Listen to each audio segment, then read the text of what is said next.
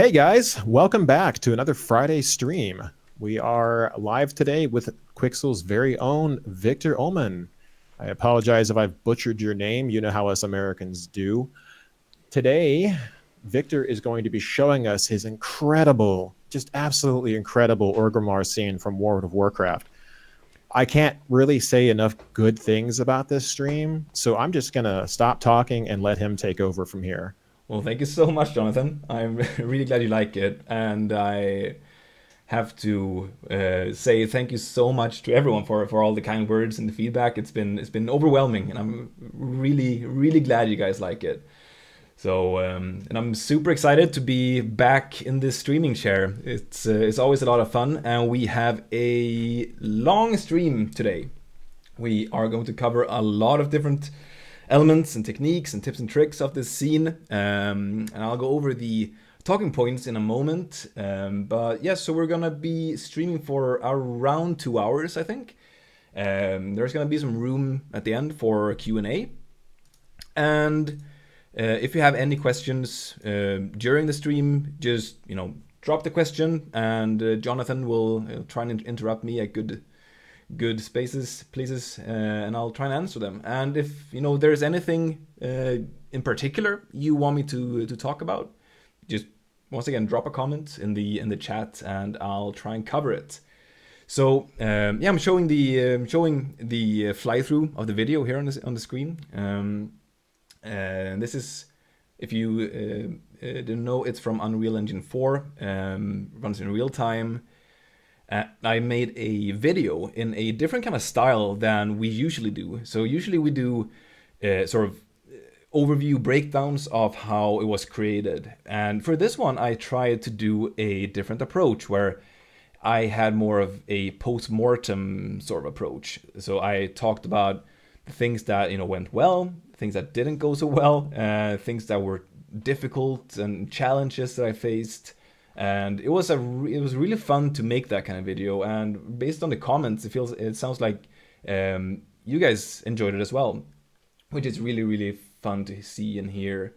So and in today's live stream, as I said in the video, I will be going over way more in depth, and I will try and cover as much as possible. So things I'll be covering is dithering or pixel depth blending, how I made the road leading up to the gate, banners in Marvelous Designer, how I made the trees, even though they're pretty basic, how I worked with the Palisades in Maya, fog cards, how I created the cliffs on the sides, and how I made them look better with world-aligned textures, how I made the scaffolding for the gate, the wrapping, like the fabric wrapping around the what's it called, logs for the towers, etc. And I also touch on post-processing, maybe some lighting, and then there's some QA. So if there's anything I missed here that you really want me to cover, just let me know in the comments.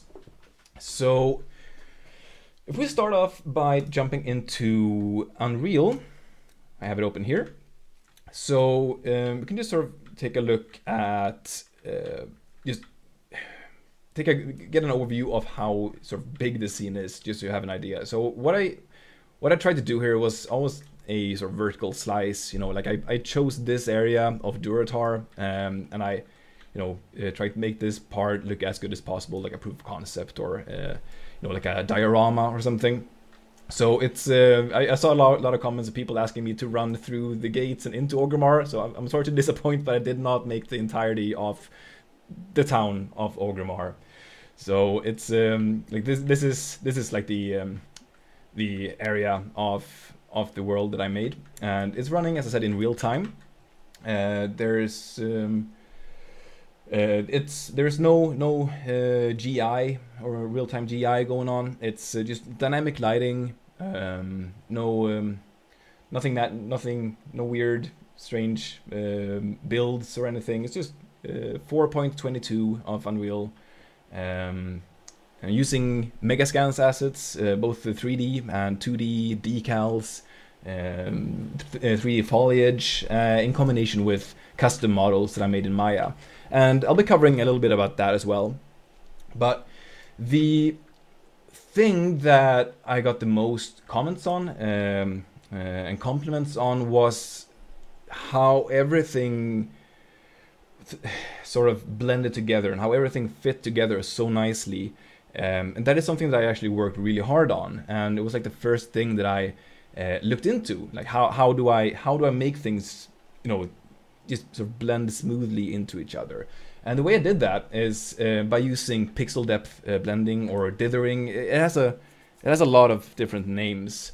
So if we take a look at, let me just grab one of these assets here, just drag it over here to the road or the path. There we go. So if I bring up the options for this one over here, let's just see if this one has the transition. Yes. So if I drag this, so we get some weird dithering going on, but if I set this to 150, you can see that it starts blending together with the terrain nicely. And Jack covered this also in the, I think it was a previous stream, right, Jonathan? It was indeed. It was the one with him in the alley, and he did mention it was pixel depth offset with a temporal anti-aliasing blend, I believe. Precisely. So I think he covered that quite a bit in detail. I'll cover it as well, but if you want to learn some other stuff about it, just feel free to check that out, because I'm sure he's covering some things that I'm not gonna cover. But I'm just gonna really quickly show you how it's set up. So if we open up the master material here, you can see these 3 nodes here. This is what controls the blending. And it's not a perfect solution, but it really, really does help blending stuff together. And basically what it's doing is using this dither temporal AA node, and I'm multiplying that with a transition node, I'm calling it. It's just a scalar parameter. Multiplying those two together and plugging it into the pixel depth offset. You can go a bit more advanced if you want to. I tried using this setup, but I really didn't see any major advantages of doing this. So I just, you can see here, I just unplugged it and went back to the basic one. But it's something that's getting a lot more popular. I'm seeing a lot of people use that technique. And you can go, as advanced as you want to with that, and it's incredibly powerful. And I used it for pretty much everything, not only for the rocks like this, but also for the like the path, like the tracks or trails going down the street. So I can definitely recommend that. And let me just find a good example of it. Yeah, I guess the street here, or the trails, is a good one. If I just select that one, find the material, and if I turn that off, you can see, where is it? There we go. You can see how much of a difference it makes. It just ties it together so much more nicely. But as I said, it does have its drawbacks. You can see there's some flickering going on. It can look a bit strange at certain angles, so be careful with it. Use it in moderation, I would say. But yeah, that's for scenes like this, with sand and a lot of intersecting assets in snowy environments. It can be extremely handy as well. So that was the first thing. And there are a lot of really good in-depth tutorials on this online if you want to check that out. So as I said, we have a lot of things to cover. So I'm gonna try not to snow in too much into each part. So moving on to the road, which I briefly touched upon. Those of you out there with eagle eyes, you probably saw these sort of weird dots scattered across the road here. And what's going on there? If I select these two and hide them, you can sort of, there we go. You can sort of see what's happening. It's a blueprint which uses splines to, or a spline mesh that sort of extrudes along a path that I set myself. And along that path, I have a material, this track material. You can check out the material or the texture here. use a regular sand material. I think there's some nice directionality going on in there. So I used that. It worked really well. I'm just gonna show you how it works. So if whoops. I just have to give a shout out to Jack here, by the way, because he's the one who sent this over to me. I used similar blueprints before, but this one worked really well. So if I can just find it in browse asset, there we go. So I just sort of drag this out and assign like a track material and select this part here, hold Alt. I can drag it out and, you know, move it the way I want it. And the downside is that you can't rotate, or I just haven't figured out how you do, but so it just sort of works in 2 axes. But yeah, incredibly powerful for things like this. I think you can go this way as well. Yeah, you can. No, you can't. Well, you sort of can. There you go. So yeah, I use that for all these different paths. I have 4 different paths, like this intersection here. So what I did, if I just scroll back up, select this one, you can see I have a whole bunch of these tracks just leading, you know, everywhere. I used them down here as well. Oh yeah, this explains why I have so many. I forgot about that. I actually made a small field here outside this hut, and I used this path tool to sort of make it look. What's the word I'm looking for when you plow? Yeah, plow the field. So yeah, not the most optimized solution, but it worked. So yeah, that's how I made those, and I think it turned out really cool. You know, it really did add a lot of directionality to this path. I struggle a bit with that since I used just a tileable texture before, so it was kind of hard to, you know, without doing a lot of UV, UV work to get it sort of branch off there. So yeah, this really helped with that, and it works really well here in the highlight, I think. So if we take a look at the tracks, it's not that bad. It's not the most advanced blueprint. So I mean, if you want to know how this was made, just you know, pause your screen, take a screenshot, take a look at it. There we go. Got it? So those were the roads and the paths.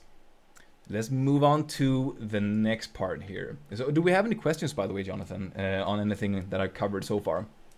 Oh, there's always questions, Victor. There's Good, always I like that. questions. One of the most pervasive questions we're having, actually 2 of them, and they're both pretty much related, is would you be so kind as to show the frame rate you're getting by hitting Control-Shift-H? Right. And so would you also be so kind as to tell us your system specifications? Sure. So I've actually capped the frame rate because of this stream. I am, for some reason, getting some. I had the same thing with the Silent Hill stream, if you guys remember. But for some reason, my computer just, you know, it just dies when I use OBS or, you know, any sort of screen sharing tool. So I've capped it to, I think, 30 or 40. Yeah, it's capped to 30, just to give. I don't know what's going on, but I'm getting, I think, 60 FPS in editor at 2560 times 1440 pixels.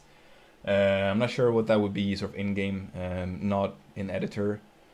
I have on this computer, my computer, I have which CPU? An i9 909. What is it? 9900K is word, I think, name. I have 32 gigs of RAM, a 2080 Ti, and I'm running Unreal on a regular 7200 RPM hard drive.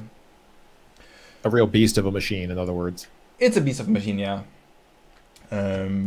So, but I mean, I think this could run on an average machine, considering the fact that, you know, I'm running it at 2560 pixels. So, and I haven't really optimized it. Like I didn't really make this with as a game level. It was more of a cinematic spec for this one. But with a little bit of optimizations, I'm pretty sure it could go up to 100 FPS, no problems at all. Especially optimizations to the lighting, I think. Lighting and the FX are probably the main performance hogs in this environment. Hope that answers the questions. It does, and there's more. Wonderful. Should we do another question before I move on to the banners? This is kind of a question, but it's also not a question that would normally be asked in a live stream, but I'm just going to ask it because it's really awesome. Get Donked would like to know if you could create for them a 3440 by 1440 resolution wallpaper of this particular scene. I have gotten a lot of requests to make wallpaper resolutions and what's it called, live wallpapers in Wallpaper Machine or something. So one of those things I can definitely do. I have really high res renders, so I can totally make a high res version, upload that.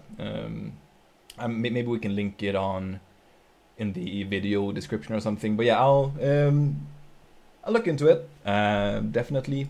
And thank you so much for wanting to have my scene as a wallpaper. That's really, really flattering. Thank you.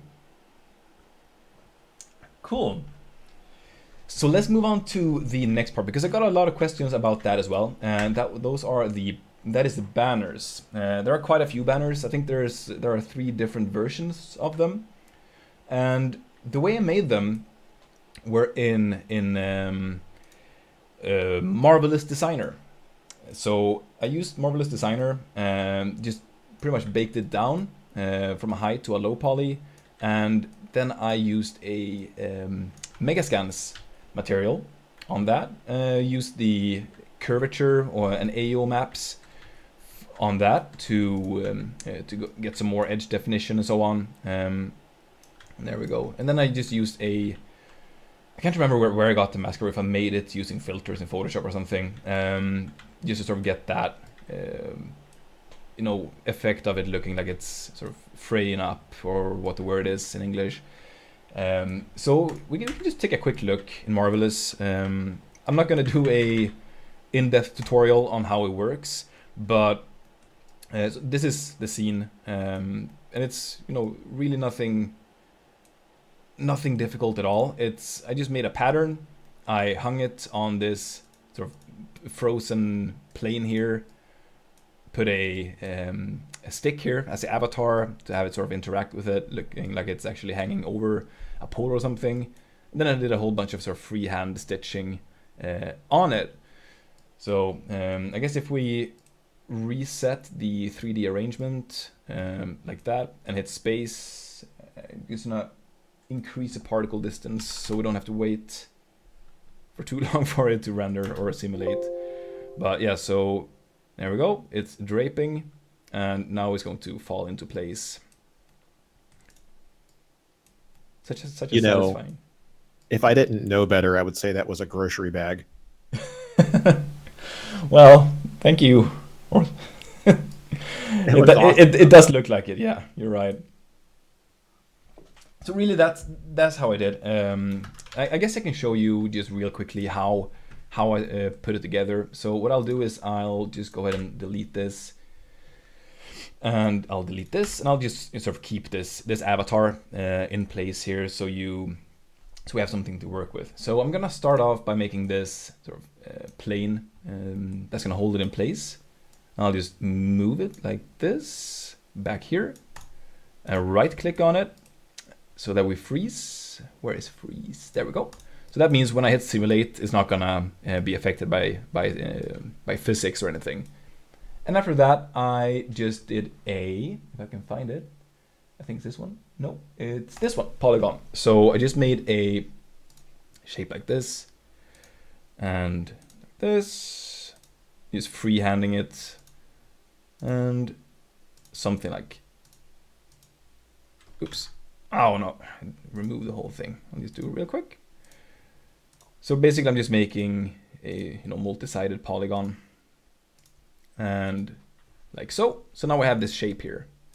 So I'll just move that into place and rotate it so that it's in a good spot to start simulating.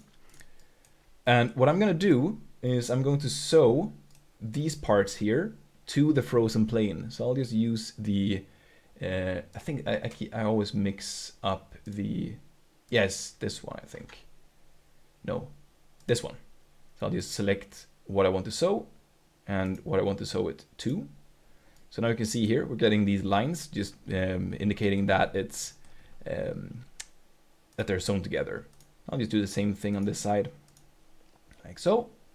And now they're put together. So if we hit simulate, it's going to drape and fall into place, hopefully.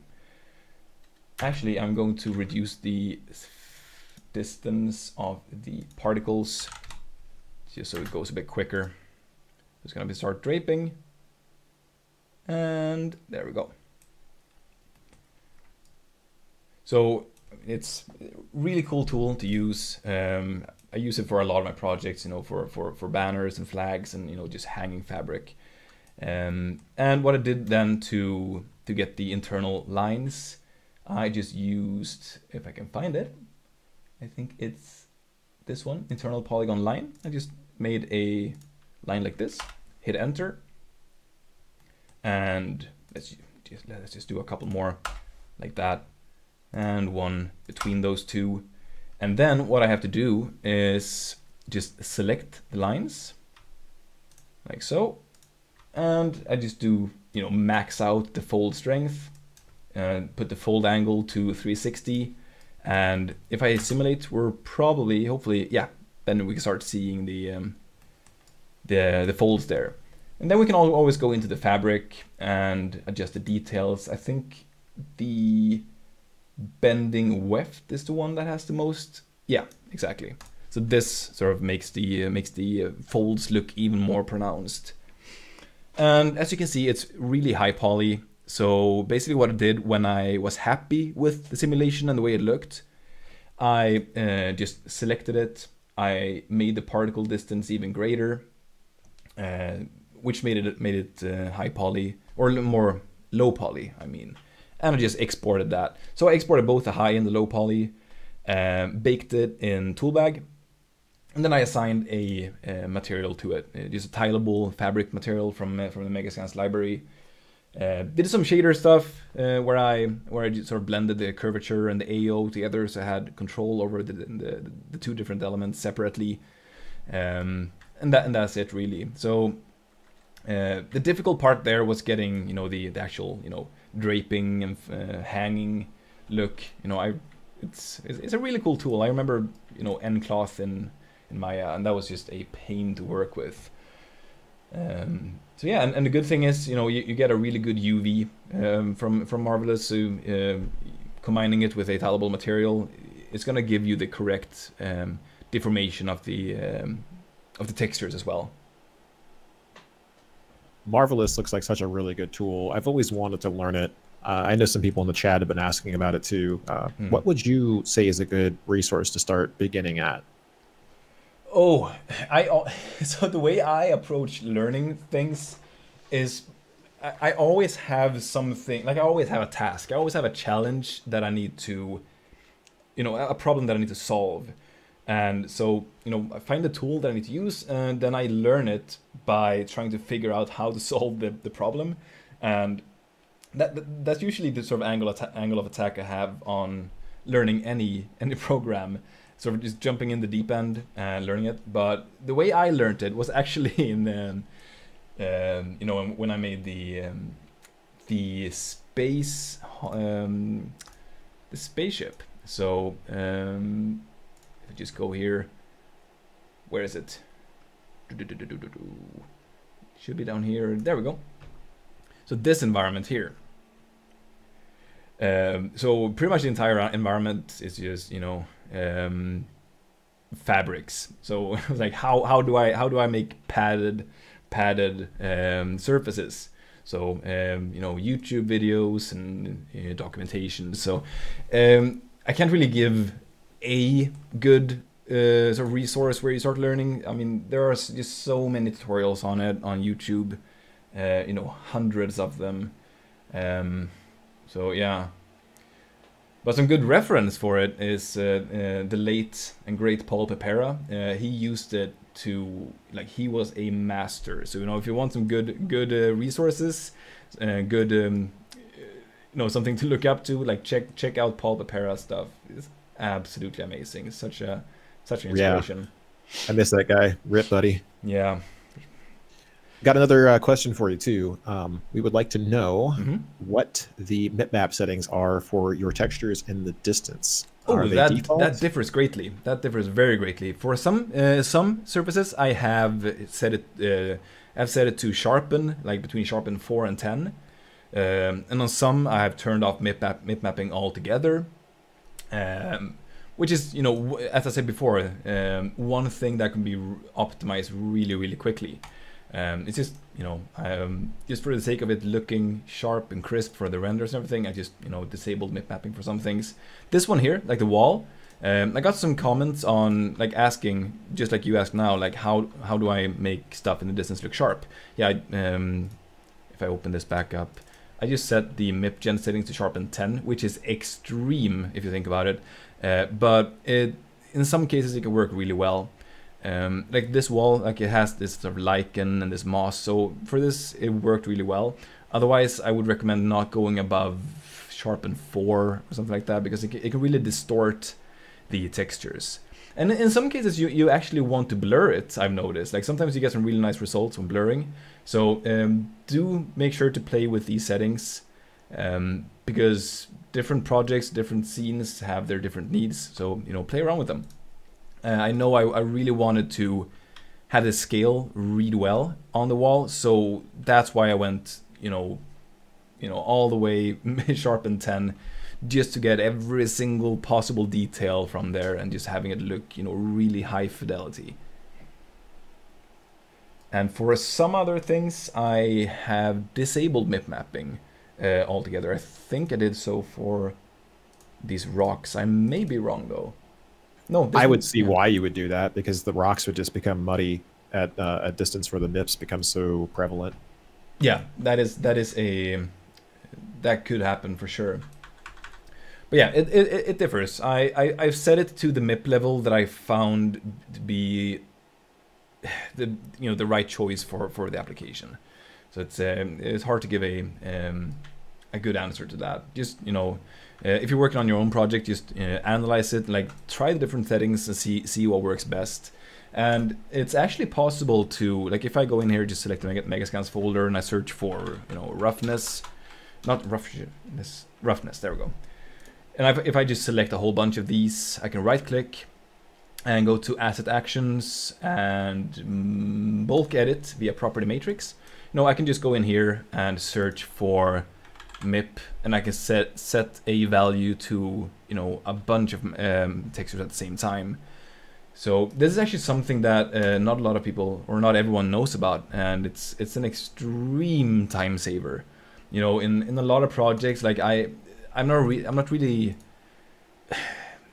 relying so much on the roughness maps for this one. I'm mainly relying on the albedo, possibly the AO normal map, and not so much the roughness, because there's not really much lighting going on. It's mainly in the shade. So what I did for a lot of these is I just selected everything bulk selected, and I reduced the resolution and changed the MIP map settings for a bunch of them, which would normally take ages otherwise. So if you did it by hand, yeah, exactly, like one by one. So the only thing that can take time, and something that is good to keep in mind, is don't select every single map in your project, because that's gonna crash your engine, because it's reading in every single texture. So if you have hundreds, then you're gonna take the time it takes to load one map, times that with 100. So just something worth keeping in mind. Something you might want to answer too. Our buddy Georgian Avascaluti. I'm so sorry if I'm. I think it's Avascaluti. I think. Oh, good lord! Sorry if I butchered your name as well. So Georgian wants to know how long it took you to make this, and please accept my apologies for butchering your name again. I'm so sorry. So I did not count. So I did, I did other stuff as well alongside this, but I think maybe 2.5 weeks of effective work. like including, you know, reference gathering and recording the videos and post processing. It's like, yeah, I think 2.5 weeks thereabouts. Yeah, I should probably do like, yeah, I should probably do some counting on that, just because a lot of people are asking me, so I should figure that out. So let's see here. So next was the tree, and the trees are, so they're never, you know, really in focus. They're always sort of on the side or in the background. So I didn't give them a lot of love. But so if I just go in here, I can open up the scene. You can check it out. So tree, there we go. I'll save this. So I'm actually kind of ashamed of this. But yeah, it's so the way I made this is I actually took, if I open up the bridge here and search for tree, yeah, I just used this tree stump here. I duplicated it and I just jammed it into itself a whole bunch of times. So this is like one tree duplicated like 4 times. So you can see 1 tree, 2 trees over there, 3 trees, and you know, it's really high poly. I used lot 0. I'm sorry. I should have conserved polys there, but yeah, that's the way I made that. Just jammed it into each other, and then but then there is one thing that I actually want to talk about, that I'm not ashamed about, that I'm actually pretty proud of, and that is a technique to make the leaves look more painterly. So if we take a look here, like they look really lush and almost like painterly, because like that was the style I was going for this whole project. They look, you know, like almost like an oil painting or something. Like it's like almost abstract. You can look over here, like they look super soft and translucent, and yeah. So the way I did that, like I really struggled. Like I tried to use subsurface scattering, and like it just didn't fit the style. Like I could make them look realistic, but it didn't fit. So the way I approached it instead was I used transfer attributes. So to explain You're a normal this, thief. yeah. So to explain this in an easy way, so I have a box here, just a cube, you know, hard edges, and nothing. Like it's just like I can create a new cube. Just, you know, there's nothing going on with it really. It's just run of the mill cube default. And what I did then, in order to do what I did, I took a sphere and placed it on top of the leaves, or the cube in this case. And I just selected the sphere, select the cube, and I go to mesh and transfer attributes. In the options here, I just turned off everything except for vertex normals, which I set to on. And then I hit apply, hit close, and if I move the cube out of the way, you can see that it inherited the normals from the sphere. So we actually get a sphere sort of shading on this cube. So if we do the same thing, just undo that, move it back, and if I take a cylinder instead, you can actually see the result even more clearly. So just move this in a good spot and select the cube that's inside. Go to mesh, transfer attributes, hit the options, and apply. So now if I delete this one, you can see that, nope, you could not. Wonder why. There we go, yeah. So now you can see that the cube actually looks like a cylinder. Very much like it did before with a cube or a sphere, but it's getting a hard edge up here. So if we put these side by side, you can see that, you know, the cylinder has a hard edge on top, just like this one, and it's sort of rounded everywhere else.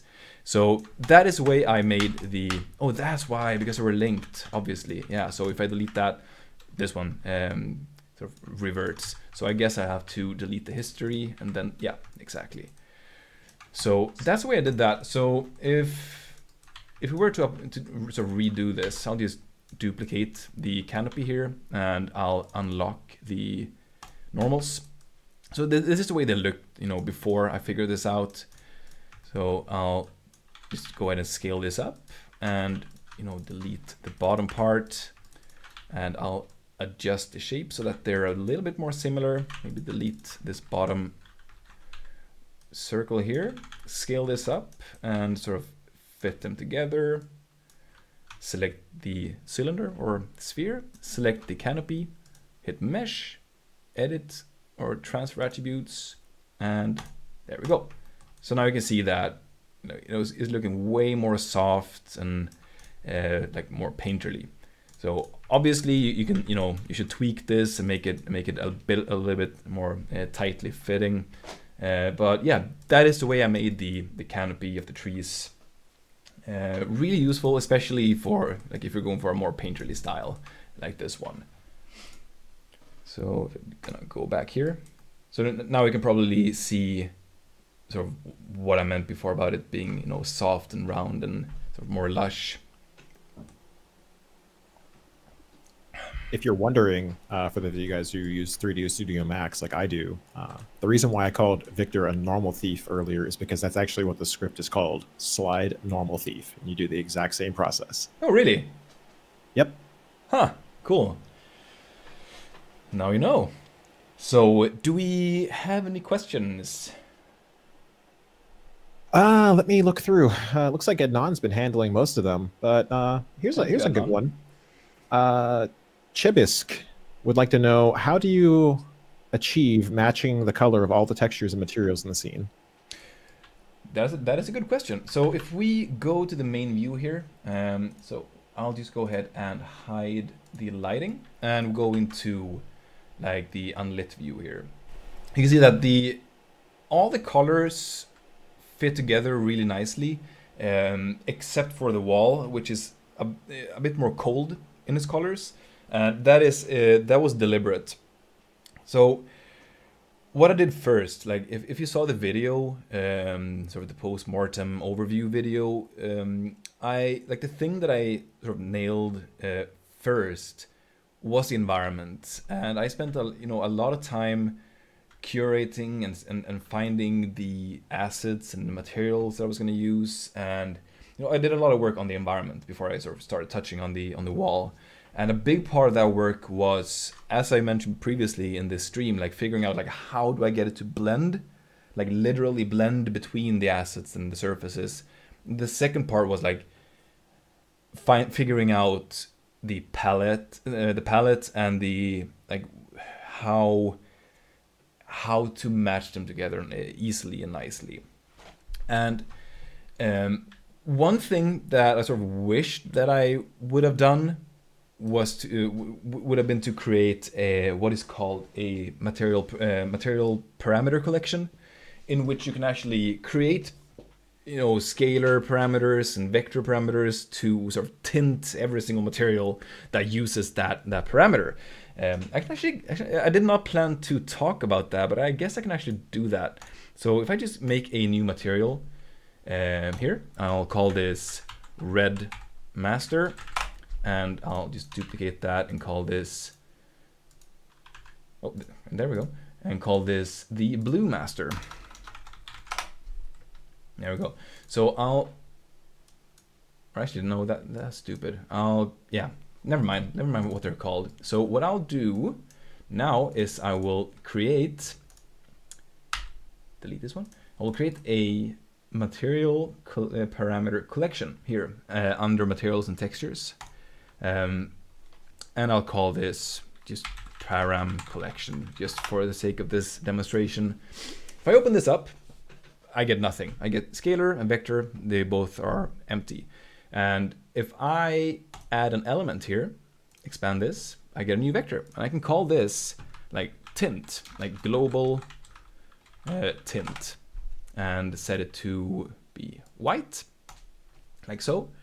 And now we can close this down. So if I now open up the blue master, I create a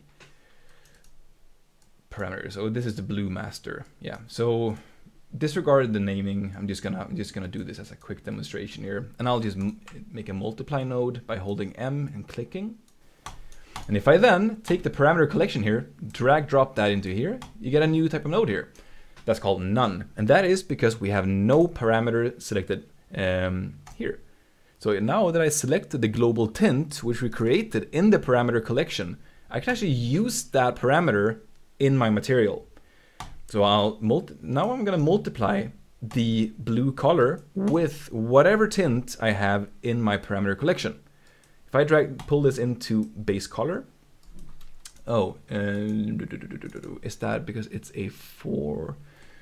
Let me just see here. I'll just do a mask. Mask RGB. That should work. Yeah, there we go. Hit save. And I will do the same thing for the red master. Just copy this, open that up, paste, put that into base color.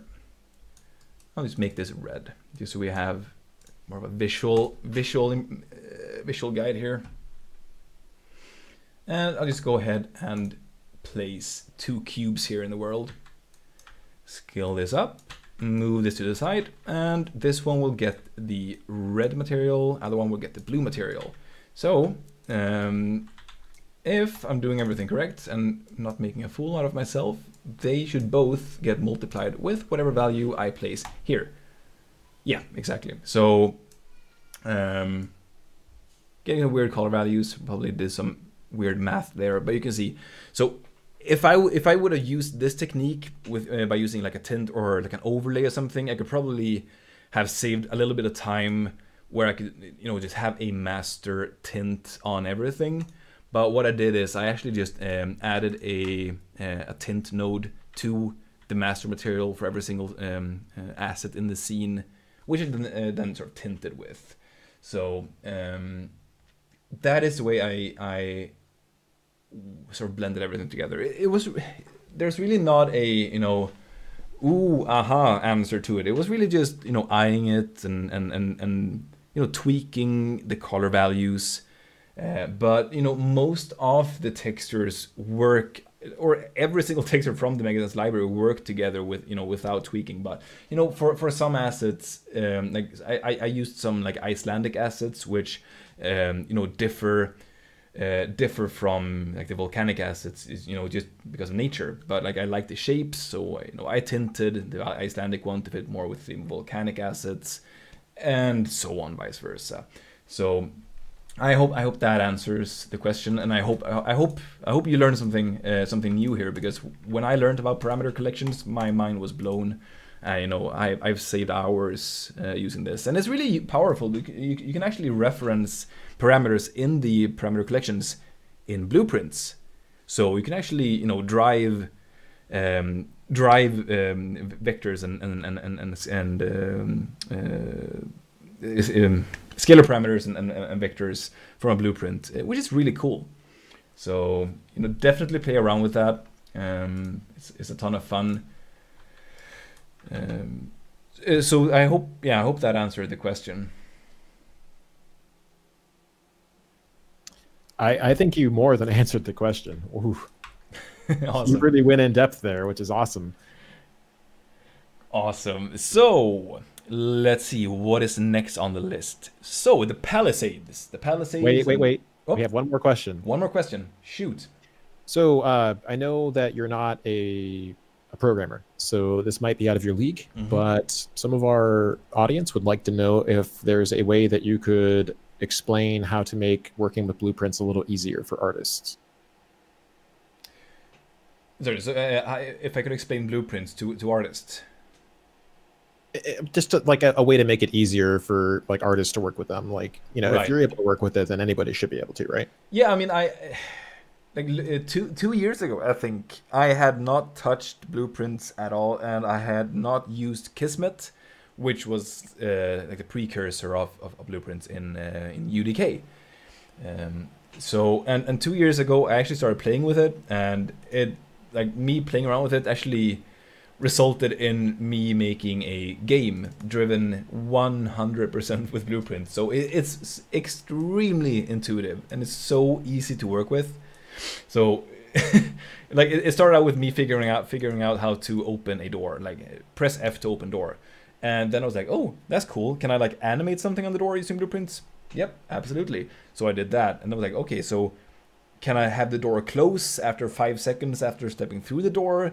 Can I use a volume to like open the door before I reach it? It just made me my imagination just started spiraling out of control, and every single thing, like every single wonder if, or like could I, like every single one of those were like, yep, you can, and it's easy as heck as well. So um, it is very easy. So I guess this is really better suited for another video, but I guess I can give you a super quick rundown of how it works. So what you can see here, like this is probably the easiest thing you can do with blueprints. So in the level blueprint, which you access here, I've just made a event begin play node, which really is a node that when you begin play, or when you hit play, or when the level loads, or like when the game starts, this node executes, and it executes a console command, which is tone mapper sharpen 1, which sharpens the image. It's like a post-process effect. And after it's done that, it sets the max FPS to 30. And I set this for this stream. As I said before, I had some issues with screen sharing. So whenever I hit play, I guess I can demonstrate. Like it's going to fire off. Yeah, you see it's firing from event begin play into console command and the next console command, and that's sort of visualized by these circles, going across there. It's like a flow chart. So let's say I wanted to do something else. I can do. I probably don't know the command now, but I'm trying to figure out some a good way to demonstrate how it works. But yeah, event begin play, and then you can. It's really math driven. So basic math, multiply and add. You create variables that you can reference, like get set variables, and then you can multiply those variables together. And like if I'm like so close to like really really going all in into explaining here, but I'm trying to restrain myself because I would love to make a stream of this, because it is useful, like not only for gameplay mechanics, but also for like if you want to make a fly through and you want something to happen like halfway through, like a door opening, for your cool portfolio render. Like if I would have make a live fly through where I fly here, and like when I pass these Palisades, I get this gust of wind flying past, or something like that. Like that could be done via blueprints. It could be done via the sequencer as well, which is probably easier. But there's so many things you can do with blueprints, and the learning curve is really, really low. And there are a multitude of extremely good tutorials out there, and Epic's documentation covers it really well. They have some extremely good examples in the launcher that are for free. I think it's under the community tab. So even if you're not going to make any games, I would definitely recommend playing with it, because not only does it teach you, I mean, I actually got better at math after playing with blueprints, but it also gave me a better understanding of how Unreal Engine works, because it ties in so much with, yeah, like this is a good example, like material parameter collections. I learned about parameter collections because I needed to figure out like how do I edit this material the easiest. Yeah, that was and then people said on the internet, make a material parameter collection. Like, what is that? And I started reading up on that, and I learned about it. So you learn a lot about the engine. You learn, math. You learn logic. You learn, it's really like a light, programming light or scripting or something. So yeah, totally check that out. And if you guys really want me to make a video on that, let me know and I'll see what I can do. Yeah, I think people would love that. To just kind of echo on Victor's point there, I would say that practice is king, and the best way to learn anything and get introduced to how to work with blueprints as an artist is to learn from those who have come before. Google searches are your friend. Yeah. I can't even tell you how many times just looking up how to Unreal on Google has saved my life on some projects I've worked on. Yep. Because for any question, there's almost always someone who's asked it before, and it's always easier to learn from those who came before you. Yeah, that is something that surprises me every single day. Like how, like this question that I have is so specific and so niche. Like, how come someone else has already had this question? But you know, I've yet to run into a question that someone else hasn't answered or asked before. So let's see here. All right, so I guess I'll move on to the next point, which is the Palisades, like these sort of spiky things and the fences and stuff. So this was actually something that this is a technique that I sometimes use, which I find to be really powerful. And you know, it's one of those things that sort of make it from, you know, take a render from like 98% to 100%. So if we take a look, I'm trying to figure out a good way to demonstrate this. So if I just make this smaller and take a look here. So if I go into this view and just try, there we go. And I'll check out the, where is it? So actually, let's just take a look here. So if you see look here on these Palisades, like they're all they are is, you know, LOD5 or something of the Palisades. Let's see, what is the Palisade, I think it's called. There we go. Yeah. So like LOD5 of these, I put them together in Maya. You know, I assembled them in the way that I, you know, in the configuration that I liked.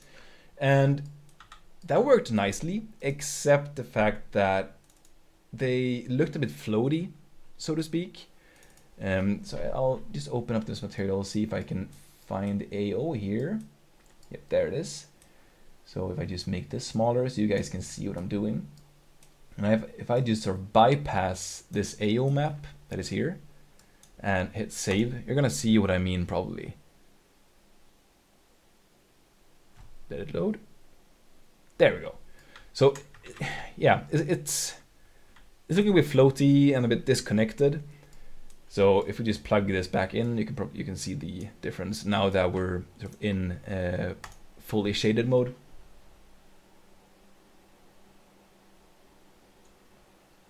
There we go.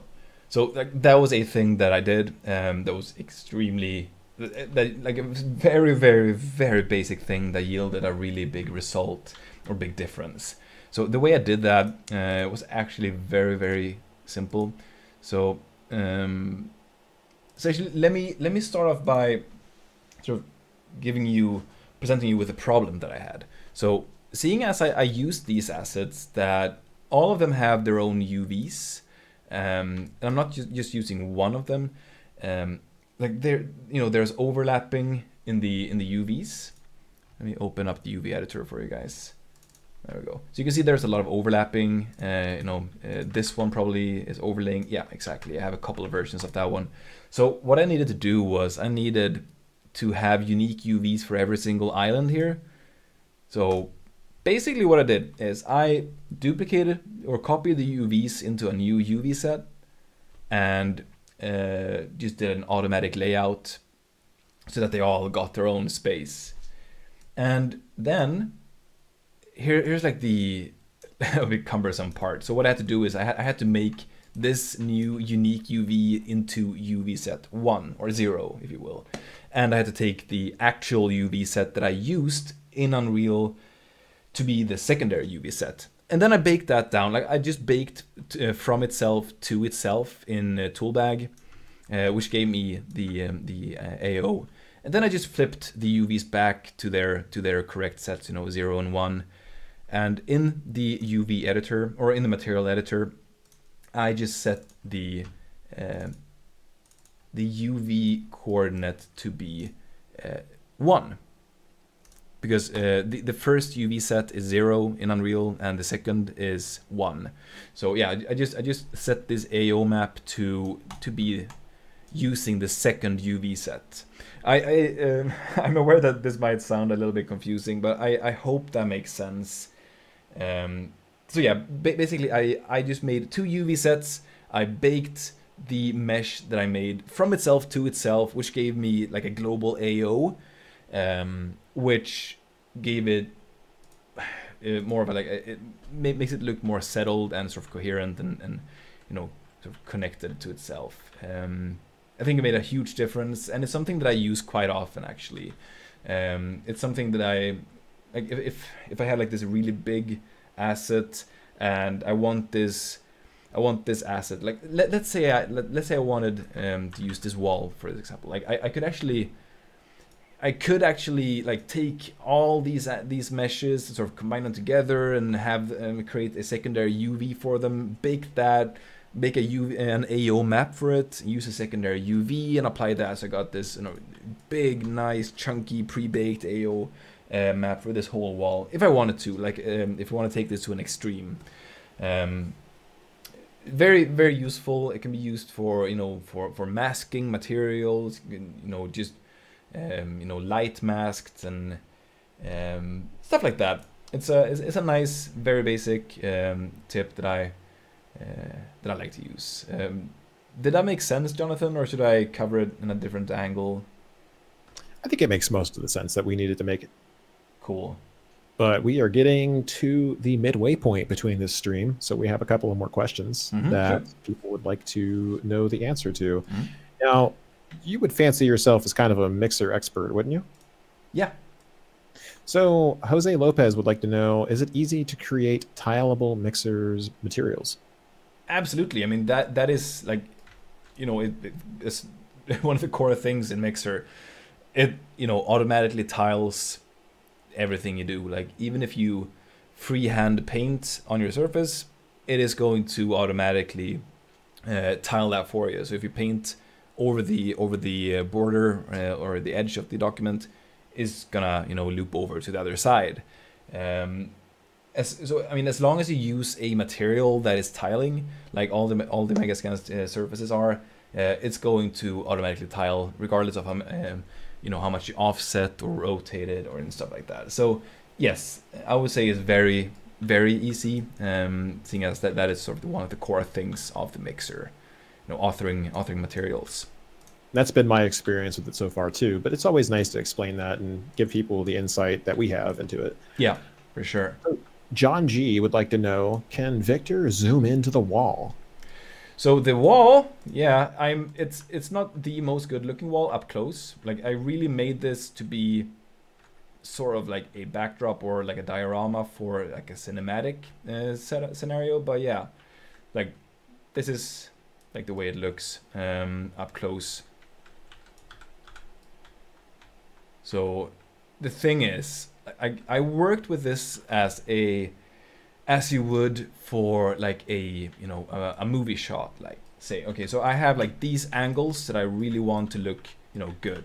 So certain elements, like, I really exaggerated both in terms of color and in shape and everything, just to make sure it looks as good as possible from those angles. But yeah, it's if I would have made a shot really close up, I would have put a lot more effort into certain parts. Like, one thing that I mentioned in the video that was really giving me a hard time was the scale. And like, one thing that really helped me with that was making these scaffolds, which fortunately made a lot of sense for me, since I wanted to tell the story of this being very recently built, like Ogrimmar 1.0. They just they're still building the wall. It hadn't been torn down by Deathwing, it hasn't been rebuilt or anything. So like, having these sort of small details across the wall just made it, like, first of all, I think it looks really cool, and secondly, it makes a lot of sense from a storytelling mode, and thirdly, it just sells the scale so much better, because we all know how big a plank is. I made them a little bit bigger than they would be in real life, just so that they would actually read well from this distance, so that otherwise I'm afraid it would have just looked like noise, really. So yeah, that's I guess I went into a bit of a tangent there, but yeah, I hope that answers the question there. All right, yeah. It wasn't really a question, it was just a request to show the wall more closely. Yes. Yeah. So we yeah, do have that is the story of the wall. Story of the Wall. Fantastic story, too. Thank you. Yurgon YT would like to know if you could show the top view and full rotation around your entire scene. Sure. So as I said before, it's more of a diorama. It's like a vertical slice of this area. So if we take a look like top down, you can see that, you know, it's this area in front of the wall and the wall itself. And then there's a little bit of like interior, like to make it look like there is actually buildings behind the wall as well. So it's really like a movie set, if you will. A 360, we look behind us, now we see something, now we don't. See something? Now we don't. Yeah, there's nothing behind me. It's just an illusion. No, but it's, as I said, like this is a, like this was made with a, you know, cinematics in mind. You know, I had these shots, you know, determined before I even went into this. Like I wanted, you know, focus on like this road. I want to focus on the wall. I wanted to focus on like more of the environment. Like I had these shots in mind. Like, you know, it's almost like I had this, you know, imaginary movie, like this imaginary scene from a movie, or, you know, in mind when I made this. So like that is, yeah, that is why there is nothing behind me, because the scene doesn't take place behind me. And it's good to mention too that this is actually a pretty common technique for even for video games. Like there's really no reason to render anything that you can't see, and especially if you're just creating an environment that has a very specific focal point and a very specific set of, you know, things that you want to show off. Going through the extra effort of creating an entire world would probably have made this project take, I don't know, like 4 or 5 times longer. Do you think? Yeah, probably. I mean, yeah, for the purposes I made this, yeah, I mean, I never intended to show like the canyon behind me. I never intended to show the, you know, the what's it called, Zeppelin tower to the right there. Like I wanted to tell a story around this area. Like I wanted to tell the story of Durotar and the gates of Ogrimmar, you know, at the point of its construction. So yeah, absolutely. Fantastic stuff. So we're getting more questions, and it's getting difficult to keep up with them sometimes. But we would like to know about the rope blueprint. What can you discuss about that? The road blueprint. Rope, like the Oh, ropes. the rope blueprint. Yes. Sure. Yeah. So that is actually a very. That was more of a quality of life thing. So, in case you didn't know, there is a cable actor in engine. That is, I use that for pretty much all my projects. Like it's, you know, be it electric wires, be it, you know, cables for a wall like this. But you know, the way this works is like you drop it into the world. You just get a better view on it, and then you change the end location. You can drag this value up, and it's going to be longer or shorter. You can change the length of it, but you know, it's having it reach a specific part of the world using XYZ values is a bit tricky, in my opinion. Like I'm sure someone in the comments is gonna go like, hey, but why don't you just do? Yeah, because I didn't know. I'm not sure if there is a way to do it otherwise. So yeah, what I did was I just made a blueprint. Like if someone tells me there is a way to do this without making a custom blueprint, I'm gonna feel so stupid. So let's hope that is not the case. So yeah, basically what I did was I made a blueprint which has an end location, pretty much.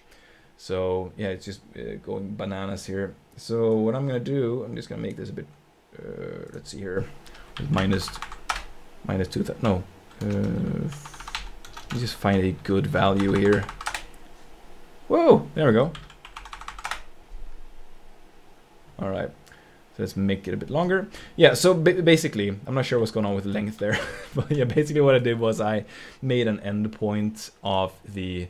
Like the endpoint actually adjustable in the world in 3D space, instead of actually adjusting the endpoint via the XYZ sliders or inputs. So, you know, now I can just take this endpoint and place it wherever I want, like so. Just makes it a lot easier. It's going absolute bonkers for some reason, I don't know why. So yeah, you know, you can just, I can just take this gizmo, move it up a bit. Way easier than sort of the run-of-the-mill cable component. And if we take a look at it, it's really nothing special. I just take the location of the cable. You get the world location of I just calculate the distance from the start and end point. Then I can set the cable length using this length bias here, and I set the cable the width here. So yeah, it's not really much to say. I mean, if you want to use this, just, you know, take a screenshot, recreate it. I'm pretty sure, like, I just made this really quickly, so I'm sure there are a bunch of errors in it. But yeah, if you do find any errors, please let me know, and I can improve my own. So that's the way that works. Nothing really exciting. It was just, as I said, a quality of life thing that I did, because there's a whole bunch of wires, and I just didn't see myself punching in the XYZ values for each and every one of them. Or worse yet, having to model the drooping yourself. Yeah, exactly. You've been around for a while. You played Half-Life 2, didn't you? I did, yeah. Do you remember when the Source engine was like the first new thing, and Valve made a very big point about how the cable physics were like the best thing ever? Yes. Every time I look at cable physics, I cannot think of anything but Half-Life 2. I mean, it was a very physics heavy engine. I mean, they did some groundbreaking stuff.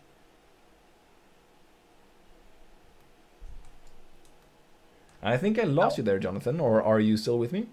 Oh, I muted myself because I didn't want to interrupt you. Oh, no.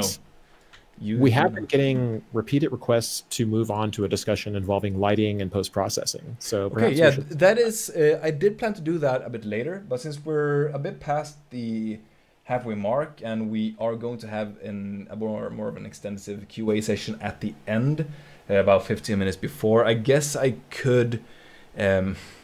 Let me just see here. So what I want to talk about are the fog cards, creating the cliffs, and the world aligned textures for them, scaffolding, and the wrapping. So I guess we can skip talking about the scaffolding because it's really nothing special. You sort of got a glimpse of them here in Maya before.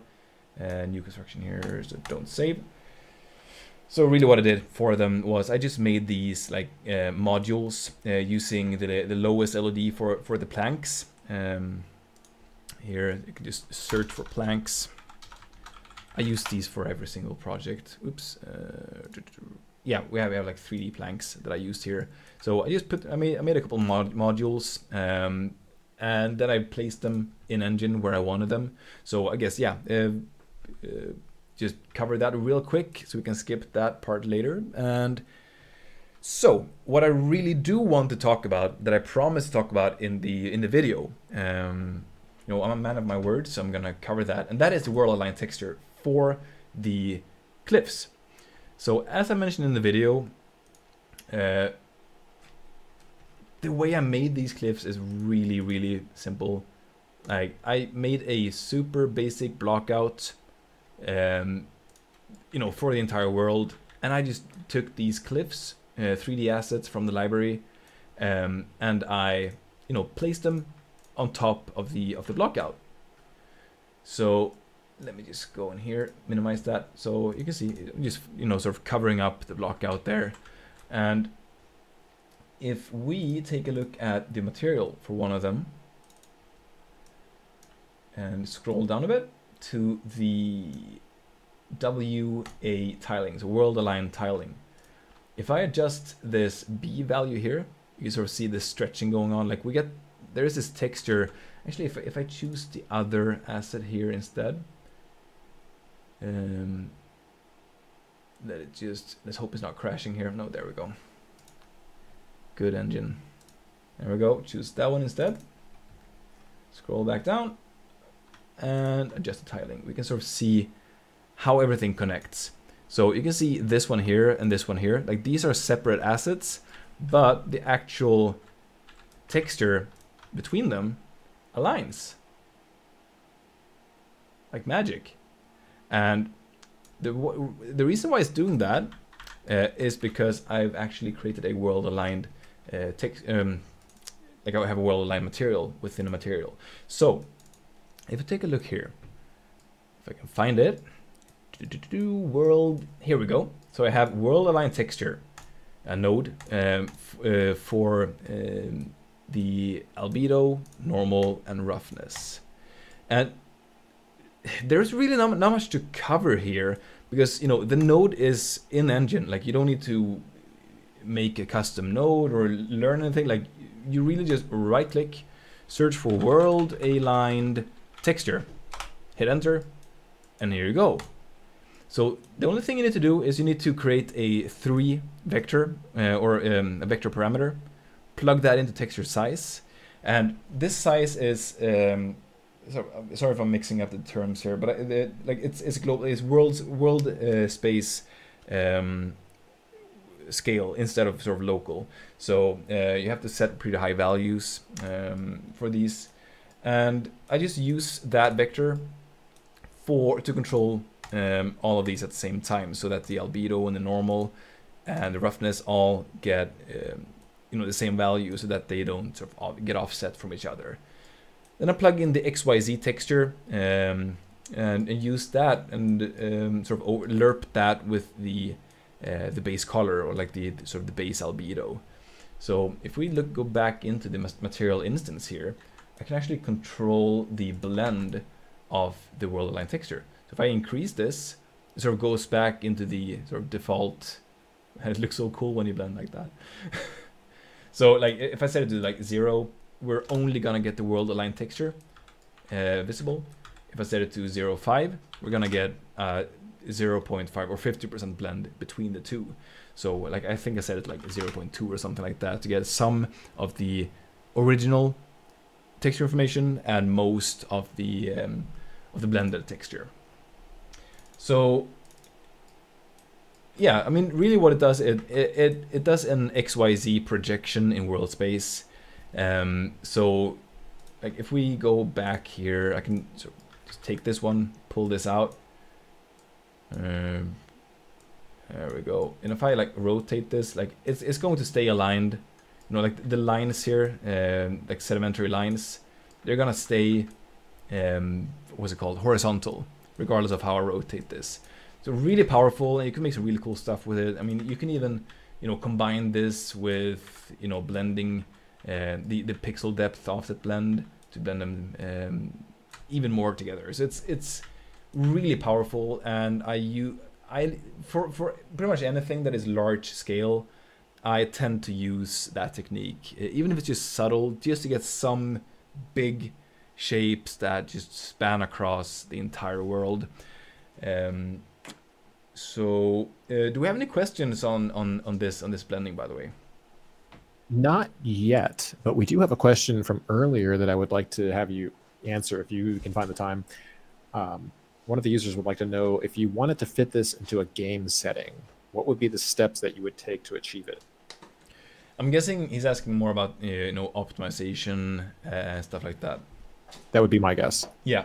So I would decrease the view distance of like the foliage, which is really big. I would also probably use a lower LOD of the foliage. I would definitely use less sort of fill lights and you know, reduce the cascades and shadow resolution, all that kind of, like I really like every single feature that I'm using. Like I'm just using it to 11. Like I'm just pulling it all the way, you know, SSAO like nuts and like crazy high, DFAO, distance field AO, like everything that is available. I'm just using it as you know, I just cranked it up all the way up quality wise and stuff. I also probably would use mainly up to 2K instead of the 4K texture resolution that I'm sometimes using.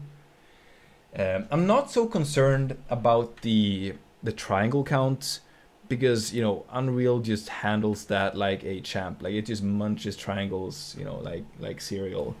The main things are, yeah, effects would be another thing, like the particles.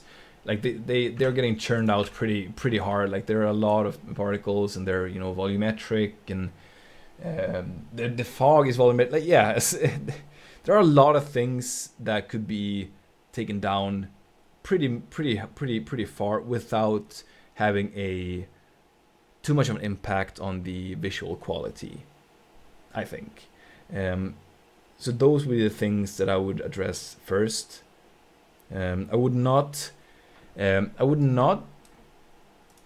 I mean, I think there are a whole bunch of things that I could do to retain the visual quality. Maybe like 85% remaining. Yeah.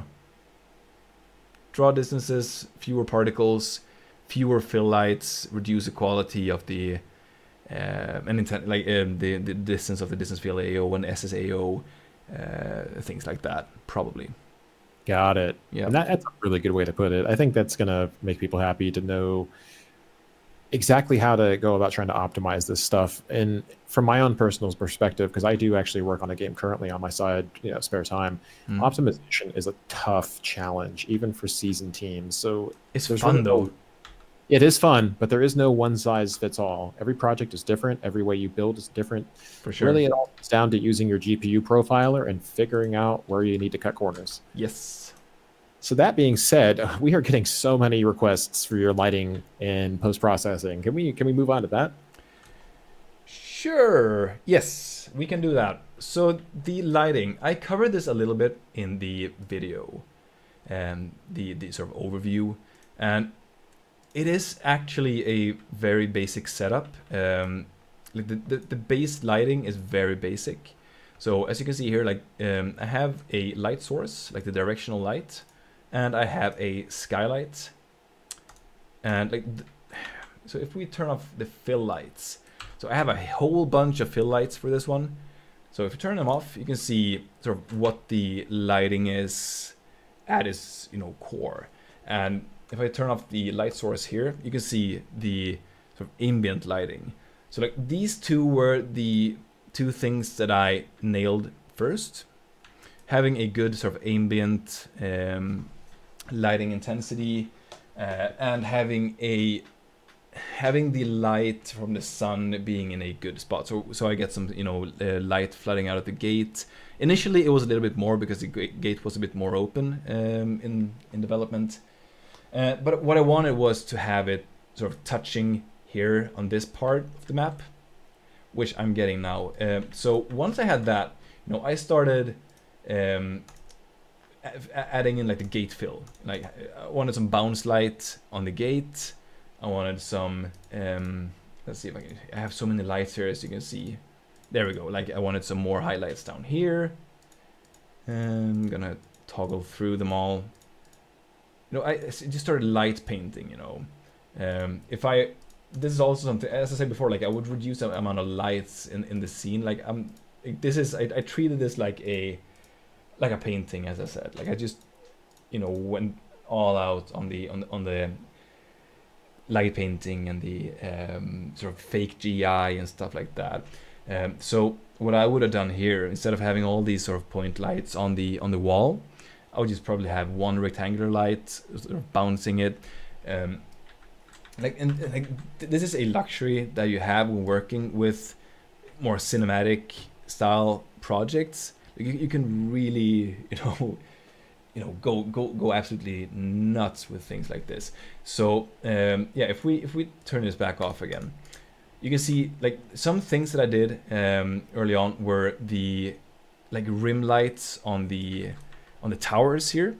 Like they sort of got a bit lost. Like they were pretty dark. So I sort of just added rim lights to the what's it called, the roofs. That was the one thing. The second thing I did was adding this really strong light behind the wall, making it look like something is brewing behind there. These orcs are up to no good. Like there something's brewing back there. So basically what I did there was, if I can find it, excuse me while I really should have named these. I'm sorry guys.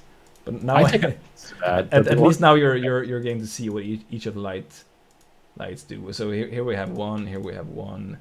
I think I did one more. That was like the main sort of orc light. There we go. If I turn these off, yeah, there we go. Like this was a big thing. Like this, other than the rim lights for the towers, like this was the other thing I started doing. As you can see here, this spotlight 2. This is, I think, was causing most of like the spill light coming out of here. And I set these to be volumetric, and I set the scattering intensity to 4, which is quite high. I set this to like 1. Like we're losing that drama, you know. It's like we really need that volumetric sort of, you know, that sort of bloom, volumetric bloom you're getting from the fog there. So if I set it back to 4, there we go. I guess I can put it even higher, you know, really crazy. But yeah, I mean, as I said in the video, like I started out like this, and like, you know, cranked it up to 11, and then I just sort of started dialing it back, you know, 8, 7, 5. There we go. Finding that nice middle ground. I talked a lot about that in the video as well. You know, when it comes to pretty much everything, especially when you do slightly stylized stuff, and even realistic things to a degree, is like really just take whatever you're doing and just turn it all the way. Like the scale of something, or like the what's it called, the silhouette of something, like really just exaggerate it and then sort of dial it back.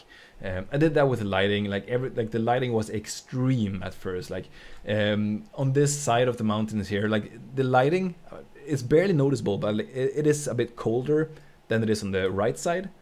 But like I dialed it back so much that it's barely noticeable. Like at first it was really, it was almost blue and it was almost red over here, but there, you know, it was sort of dialed back, and like the fact that I did that allowed, you know, people to, you know, bring it up. So Dan, absolutely fantastic artist I'm working with, he brought that up, like, hey, so, you know, that's cool, but it doesn't make any sense. Like, it's way too extreme. Like, that side can be blue, that side can be red. It doesn't make any sense. I mean, from I guess from a theoretical point of view, I guess it makes sense. You know, right being red, warm, and left being cold. You know, foreground and background being cold and warm and stuff like that.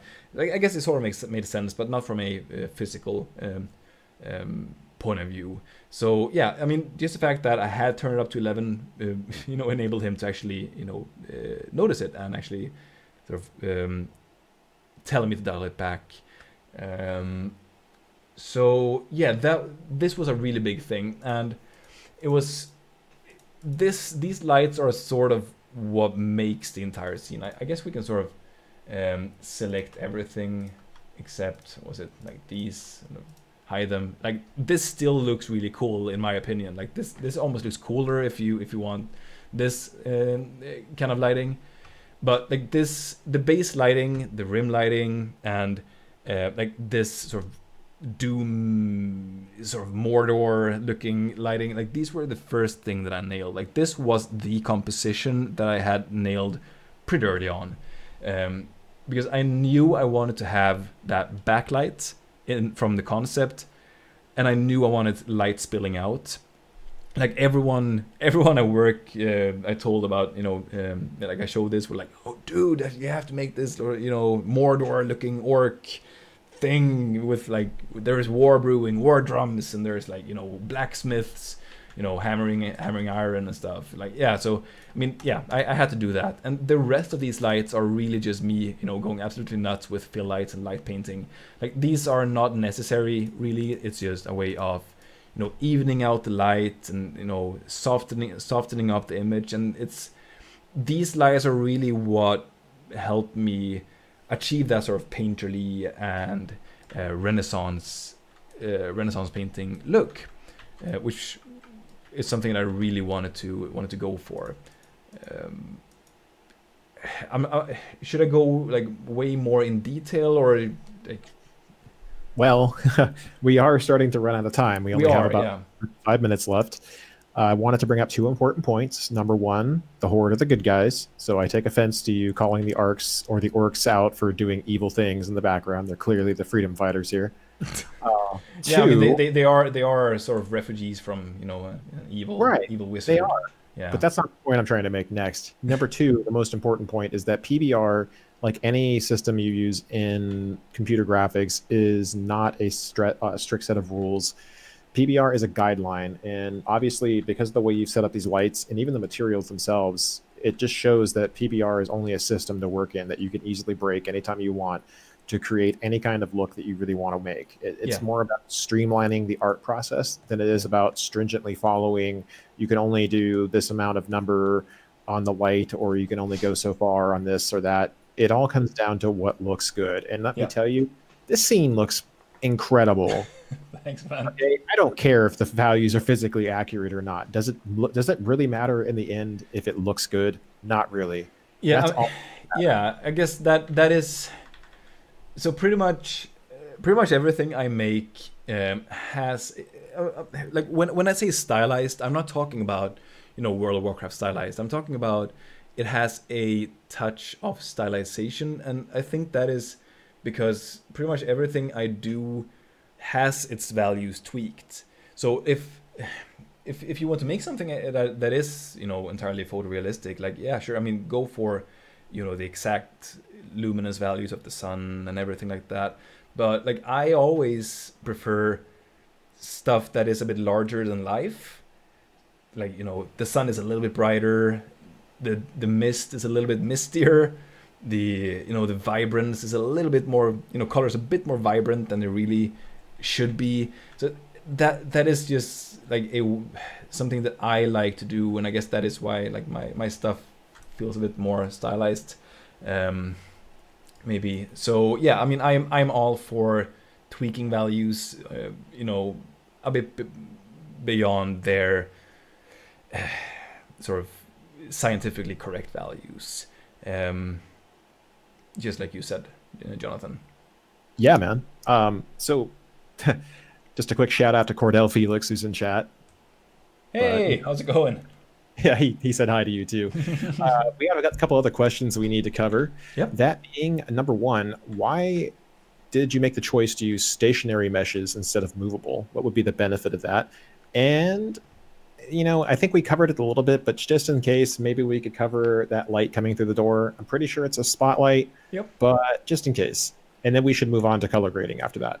So you're putting me on the spot here. Like I have no idea why I put them to stationary. I just drag and drop them from the content browser. Just put them to whatever they were. Hey, if you didn't want to be on the spot, you shouldn't have signed up for the stream. Yeah, I mean honestly, like they could have been any like movable, stationary, I don't know. Like I did not really set them to be anything. Like the only thing. I don't know. I honestly don't know why I set the stationary. I'm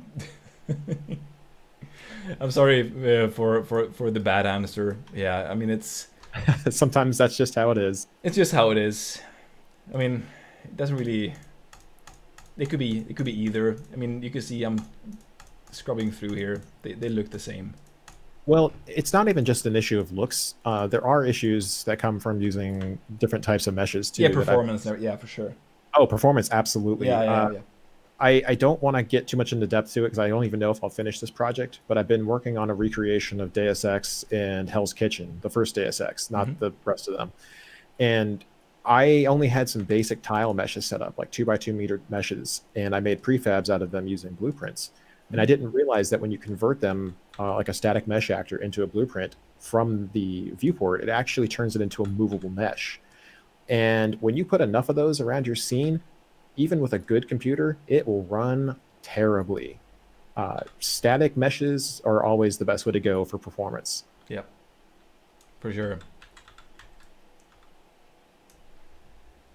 So we're getting a lot of requests for your post-processing settings, so I think we should cover that as soon as we can. So the post-process settings, so what I did here, I actually don't have a post-process volume, but what I do have is a cinematic camera, in which I am right now. So I'm just piloting a cinematic camera, and I'm just adjusting the post-process settings within the camera itself.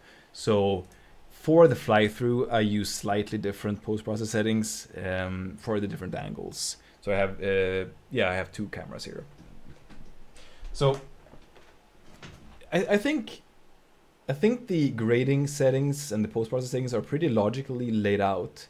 So, going from top to bottom. So that's really the way I approach adjusting the grading. First I adjust the white balance. I dropped it down a little bit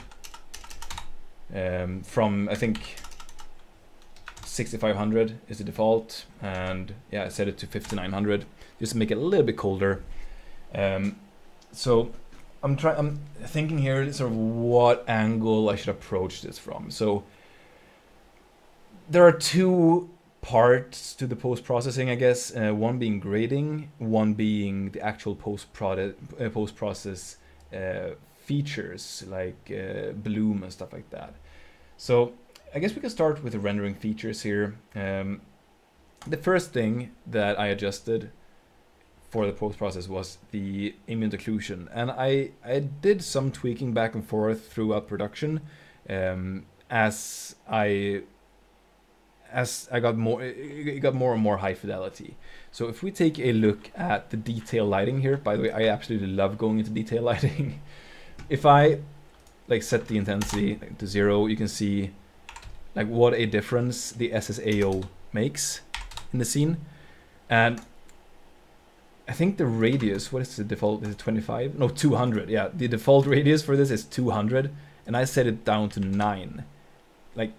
I really wanted the SSAO to be tight, and I used the DFAO, or distance field AO, for more of the bigger, broader, more global sort of AO. So I just dragged this all the way down to really make these small details on the the scaffolding on the wall. I really wanted that to stand out, and I wanted the small AO, SSAO for the wrapping and between the palisade stuff. So you can see just what a difference a day makes. What a difference it makes. There we go. So that was the first thing. So and I think I set it 25 or something when I started working on the wall. And as I got more and more small details, I reduced the radius as well. And there are a lot of parameters you can adjust here that when I started out in Unreal, I didn't even look 2 times on it. Things like the fade out distance, and so if I set this to be, what is the default? Yeah, the AO doesn't even reach to the wall.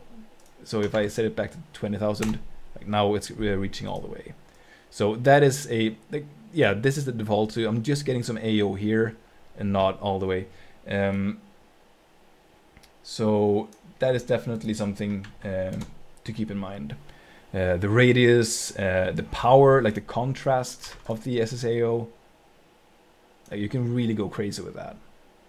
I want to just chime in real quick too. With DFAO. It is such a lifesaver for foliage. I imagine making personal scenes without it.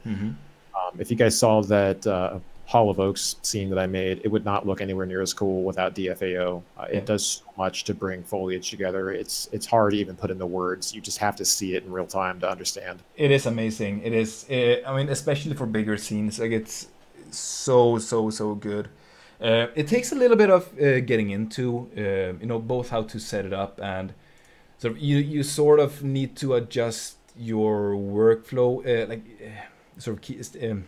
at least in my experience, I might be wrong, it might have changed, but sort of keeping meshes split up just so you don't have things that are too big and just huge chunks of stuff, because that can sort of break the DFAO. But as long as you work in a DFAO friendly way, it looks absolutely fantastic, and it can be used in so many ways. You can actually use it to sort of mask your materials. I haven't used that extensively, but sometimes I used it to sort of get rust in crevices in the materials and stuff like that. And I think it's called DFAO masking or something, or AO masking, something like that. So definitely check that out. And using SSAO and DFAO in conjunction or in combination is so cool. So I yeah. don't remember you actually covered it, but inside of the skylight setting, you can also get a little bit more control over whether the DFAO multiplies over the existing SSAO, Yeah. or whether it just kind of goes for the minimum value that's between the two. So if you really want that super darkness that you just might not be able to get otherwise, you got to hit that multiply button. Yep. This one, right? Yeah. There's a small difference here, but yeah. Seeing is so freaking cool. I want to just drop all the swear words, but I can't. We're on stream. It's so phenomenal that you did this and all in real time, and it runs so well. Yeah.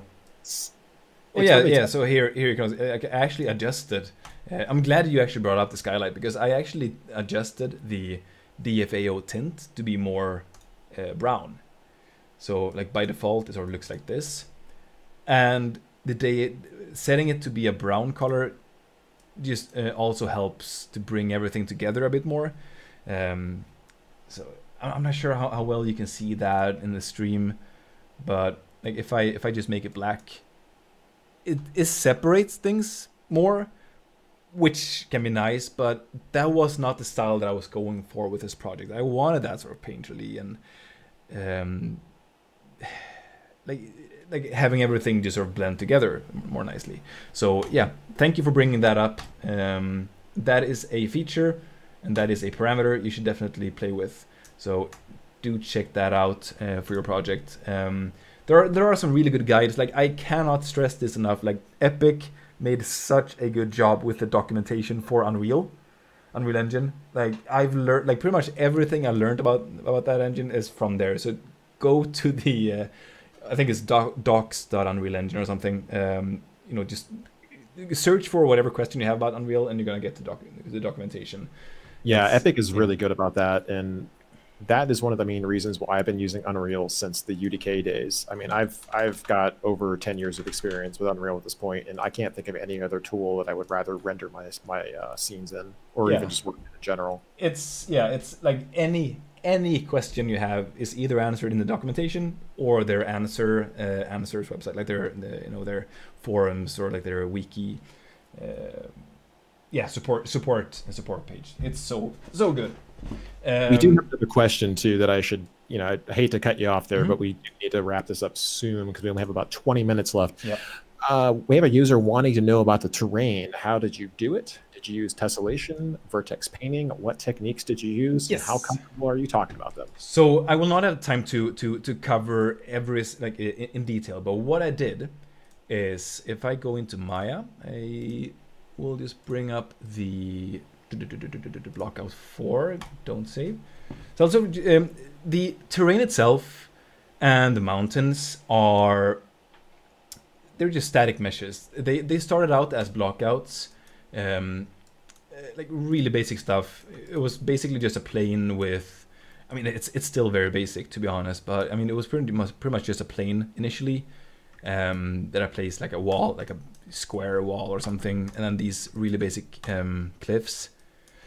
So what I did was I started sculpting in Maya using just regular sculpt tools to sort of find like where I wanted the paths to go and stuff like that. And then I just retopologized so I could get some nice UV mapping and greater control over the sort of the high elevation differences and so on. So that is the way. That is the reason why it looks the way it does. I just wanted to have great control, and for scenes like these and environments like these that are somewhat limited in scope and size and scale, I actually prefer this approach rather than using the terrain tool. I mean, the terrain tool is awesome, don't get me wrong, but I just feel I have greater control doing this. I can UV map and I can manipulate the UVs in a different way than I can using the terrain tool. I can also, it's, if I wanted to, I could like grab this and sort of have this hanging over. I didn't, but I could, and that is not possible with the terrain tool. It's a static mesh. And then what I did, seeing as this is so incredibly basic, what I did was I used a whole bunch of Megascan's assets, like assemblies and like cliff meshes and stuff, and I just rammed them into the side of the road. So this one here, for example, I use this extensively. Like a sort of mudslidey looking, not mudslide, but it has this nice directionality going on in it, and I'm sort of lining the entire road with that. And I have these sort of sandstony meshes that I also rammed in there, because I really wanted to look like this is a road, and like I wanted to separate it a lot from the rest, and I almost wanted to look like these hardworking orcs have been digging out this area. Like, hey, I want this part to be my orchard or whatever. Like, I don't know, cacti orchard. Like here, like I wanted to have this sort of carved out look. Like orcs are hardy people, and like they don't care if it's rock or sand or soil. Like it's chiseled, hard, defined path. Going through Durotar. So that was the style I was going for, and I think using this approach would look way better than it would have done if I just would have had this sort of smooth path going through. Yeah, I think you're right on that. The way you set that up in Maya and then brought it out, I need to come around to the way you think on this. So I can save myself so much time by not using the Unreal terrain editor the way that I currently use it, which is kind of like trying to sculpt out details, whereas I could just use it as more of a base mesh, which is what you did. Yeah.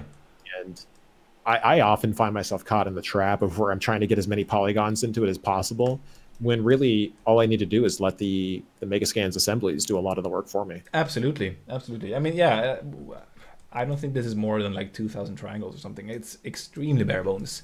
And as you say, the assets themselves, like the skirts and the assemblies and the cliffs, like I just jam them in. Like whenever I see, like for example here, like if I were to turn the camera around here, like this doesn't look very cool, but like then I can just grab a couple of these assets, like rotate them around, just jam them into the ground, and it already starting to look better.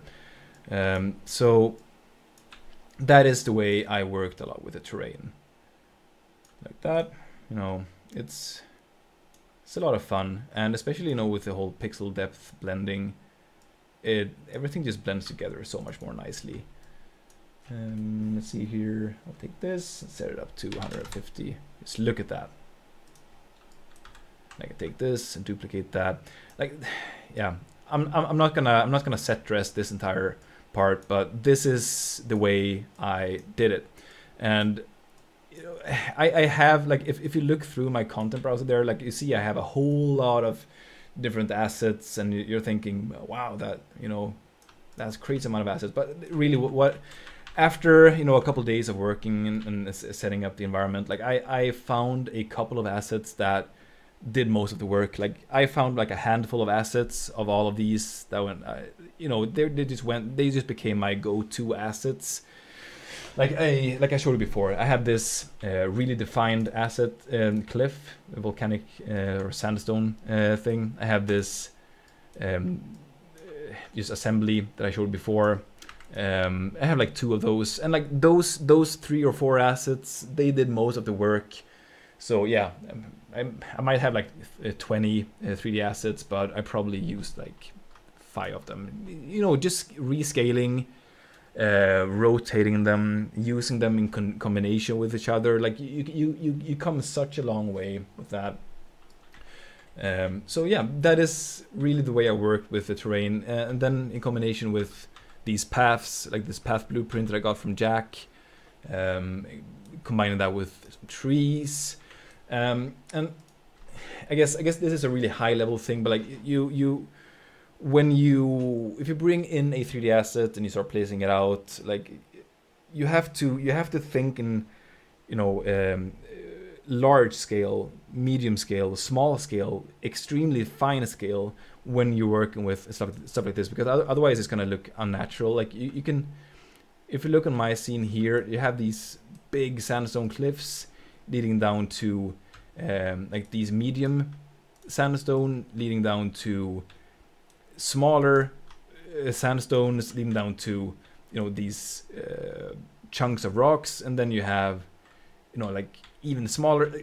Like you need to have the entire spectrum of scale. Otherwise, it's just gonna look unnatural. I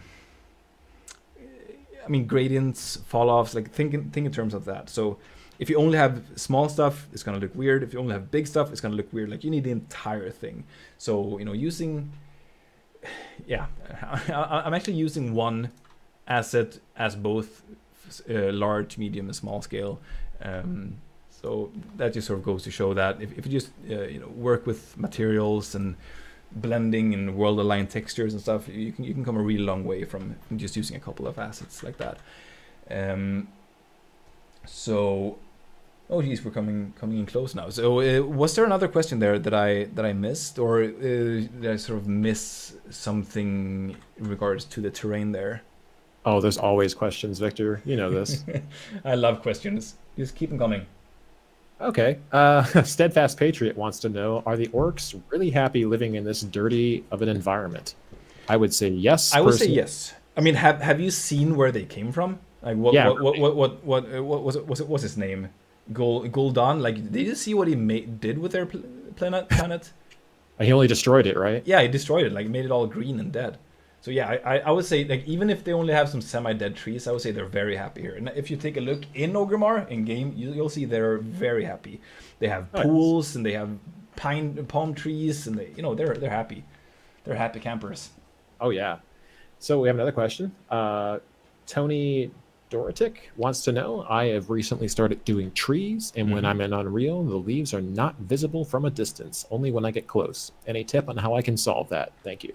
Yeah, so that could be a number of reasons. One could be the map settings for the opacity map for the leaves, if you're using texture-based leaves instead of mesh-based.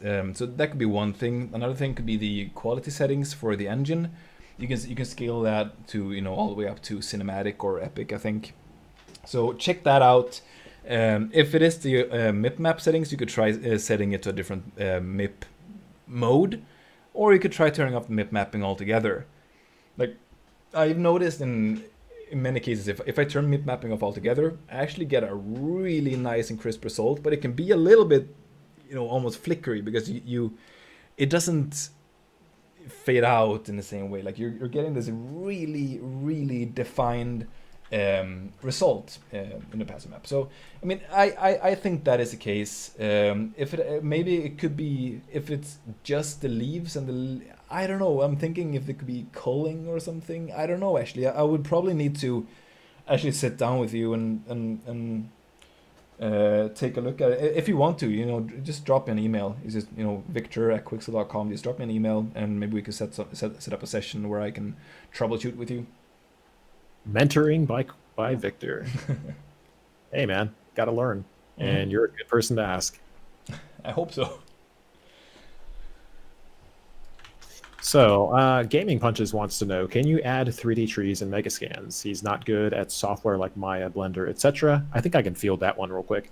The best way I would personally recommend, and if you want to chime in too, Victor, I would say would be to use SpeedTree. It is very, very easy to work with, very easy to learn, and the results are like just very easy to get. I mean, there's nothing difficult about the program, and the way the atlases that we have in our scan library work with SpeedTree is just it's a match made in heaven. That's how I prefer to work. But if you'd like to make trees by hand, maybe Victor could give you some pointers there too. Yeah, I don't really make a lot of trees. I mean, dude, you saw how I made a tree for this. That is not the way. Yeah, it's probably judging you. I mean, yeah, I've always found it difficult to make trees by hand. It's I compare it to character art. But instead of 2 arms, there are like a ton of arms. If that makes sense. Yes. Yeah. So yeah, I am not the person to ask when it comes to trees. They're like my Achilles heel. Yeah, I'm afraid. Damn, I guess we can't call you Victor Treeman then, can we? You cannot. Wow. Either way, the tree that you did put in there looks really good. And Thank you. It's very, very hacky, very unoptimized, but I mean, I worked with what I have, so I mean, I took the tree we have in the library, and I made a bigger tree out of it with leaves. You know, in aviation, there's a phrase that's called "any landing you can walk away from is a good landing." And in art, I think anything that looks good is good enough. Anything that looks good and doesn't kill your frame rate is good. Yeah. Oh yeah, there's that too. Yeah. Yeah. So, do we have anything else, or should I? Let's see. Yeah, I guess we could look a little bit more at the post processing. That would be a good idea. Yeah. So one thing that I like, the absolute first thing that I do for every single project that I make is I turn off the auto exposure, because that just throws me off so bad. Like if I want to change my exposure, like when on my camera, like I never use the auto mode. Like I adjust the ISO, I adjust the focal, everything, shutter and everything. So since I do a lot of photography, it just really throws me off to have the camera just sort of adjusting to whatever I'm looking at, and it can really throw off the grading as well. So just turn that off unless it does your project or game a service. If you have a lot of transitions between interior and exterior, nighttime, daytime, then absolutely, by all means, use it. But like if you're making something like this, just kill it altogether. Just turn it off, because it's going to make it a living nightmare to calibrate. If, as I said, for a project like this, you should kill it, because if I would rotate the sun ever so slightly to the left, it would just change the exposure completely, and my calibrations for the grading would be completely bonkers and everything. So yeah, just kill that. You can do that in the settings, project settings, or you can just go in here, turn off the exposure compensation and the max and min EV 100 and stuff like that. I'm not sure if you agree. Like you're a real photography buff. I am very much a real photography buff, so much so that I even use the same camera settings for my actual camera in Unreal. So I'm assuming you turn off auto exposure as well, right? Oh, absolutely. Yeah. But I've found that Unreal hasn't actually gotten to the point yet that is, I mean, I love the engine, don't get me wrong, but it hasn't gotten to the point yet where I can actually put in the f-stop values and the ISO values and actually have them match up to real life. Yes, that is actually something that I've wanted for a while. In the lens settings, if I increase the if I change the f-stop and the focal length and all that, like I think that should affect the exposure and like how much light is being let in and stuff. Like that would just make it so. It would be an actual camera, virtual camera. It'd be exactly. So cool. And that's how aperture is supposed to work in real life. Yeah. When you the aperture up, which is ironically, or not ironically, but rather interestingly, the higher the aperture value, the lower the number. So yes. A number of like f3.2 means your camera aperture is huge, whereas an f22 value is super small. Yeah. And the smaller it is, the less light it comes in because it's a pinpoint. Exactly. But with that said, though, I think the addition of the cinematic camera, gold. Like it would just revolutionize the quality of my renders and how I present my scenes. It just made everything look so much better. So absolutely, I'm so grateful they added that, and it just makes my life so much easier. I haven't used anything else. Same here. Like the first thing I do, turn off auto exposure. Put in a cinematic camera, and I just pilot that. I never use the default camera. I don't even know how my scene looks without it. I guess I can check it out. That's gonna be interesting. No, don't. Yeah, cut that out. All right. So the next thing. So there are two things that I really like to add. It doesn't matter if it's sci-fi or fantasy or contemporary. One is chromatic aberration. Some people might go, no. But I go, yeah, go.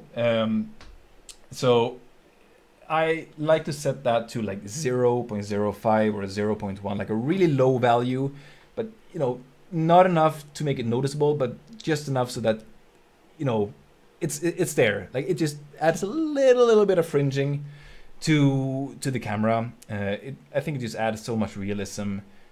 And the second one is grain. I think it's under, here it is. I like to set that to between like 0.1 and 0.25, like a really low. low amount. And the same thing goes for vignetting. I have it to 0.1. Like you can see the difference it makes. It's very subtle, but like if you look here on the right side, it just helps ever so slightly to subconsciously guide the eye towards the center. If the lighting and the composition isn't enough, it's just like a visual aid. Like if I set it to 0.5, you can see what's going on. Like this really pushes the eye towards the center.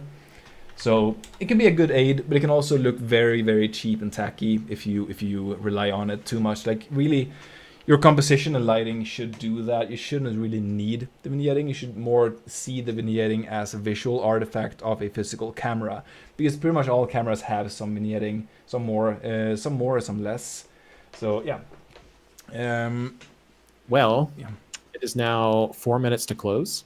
Oh, But I think this next question should be the last thing we tackle All right. because it's going to be the longest, and Sure. I think you should take your time with it. So one of our users would like to know if you have any tips to improve the overall artistic vision of, say, newcomers or even experienced artists to be able to see the scene in their whole head.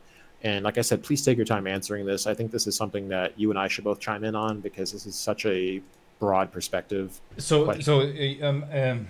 just to see if I got the question right. So how to sort of visualize the end result of a scene in the beginning?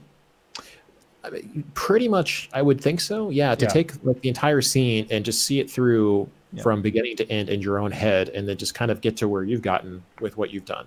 Yes. So that is a very good question. I hope this answers the. I mean, I hope this is what you asked. But regardless, I think it's something that is worth bringing up, and it's something. I mean, I've been doing this. What is it? 12 years now, and it's still something that I can struggle with. You know, I can start something out with a very clear vision in my head, and I just start, and you know, a day in, I'm like, no, this isn't anything like what I envisioned at all. I don't see how it's gonna look the way I envisioned it to look. You know, it can be really devastating. But so one thing, I'm just trying to formulate myself, and Take your time. yeah, I mean, one thing that comes with experience, and I guess something that I wish more people would have told me when I started out, was that I've noticed that, you know, in 95% of the cases when I feel like, darn, this is not gonna look the way I want it to. Like, I had this clear vision, but like in most cases, experience has shown me that it will look the way you envision if you just put in the hours. Like it is gonna look like crap once you just have, you know, block out and gray cubes and, you know, the default lighting and stuff. But like just keep working on it, and it will turn out the way you intend to. Like, don't get beaten down early on. Like, I know it can be really stressful, especially, you know, if you know you're a freelancer or you have a gig or something, and like you have this project you have to do, and it's just like you can't see it.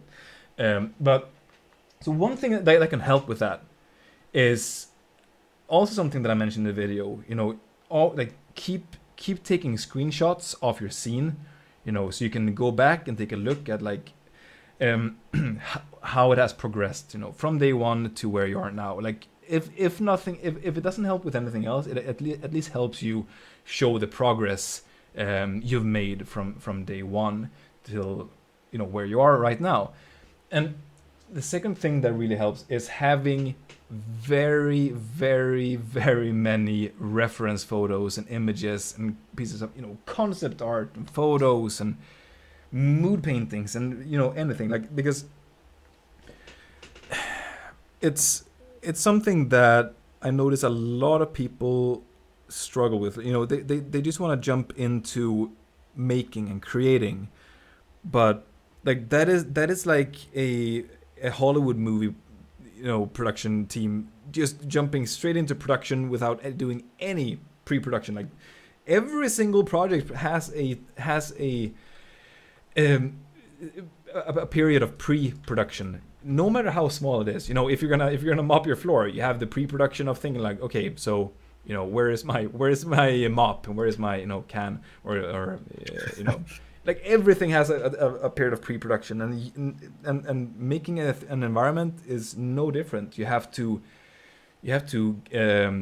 first of all, obviously have the idea. Once you have the idea, gather your references.